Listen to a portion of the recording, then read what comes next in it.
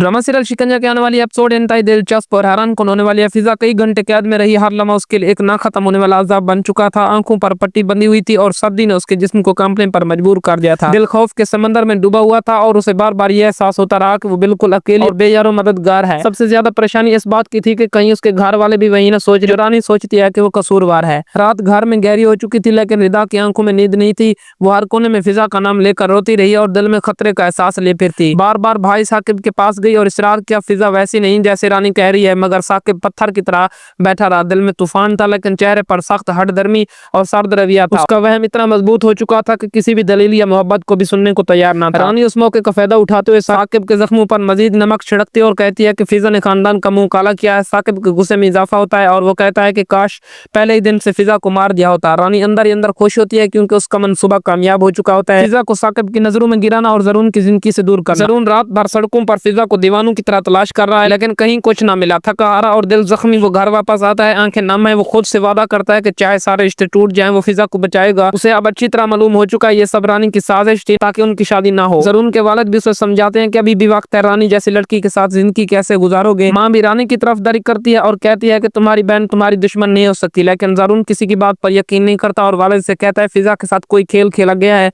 और आप अच्छी तरह से जानते हैं ये कौन कर सकता है। दिल रानी की बात मानने के लिए तैयार नहीं था। उसी दौरान फिजा के कैद खाने का दरवाजा अचानक जोर से खुलता है और दो आदमी घसीट कर बाहर ले आते हैं। फिजा का दिल रुक सा जाता है। उसे लगता है ये उसकी जिंदगी का आखिरी लम्हा है, मगर एक लम्हे के लिए साकिब को ये बात याद आती है। वो फिजा ने रोते हुए कही थी कि वो कभी भी उसकी इज्जत को नुकसान नहीं पहुंचाएगी। ये जुमला साकिब के दिल में चुभता है और उसे एहसास होता है कि वो अपनी जिद में आकर हकीकत को नजरअंदाज कर रहा था।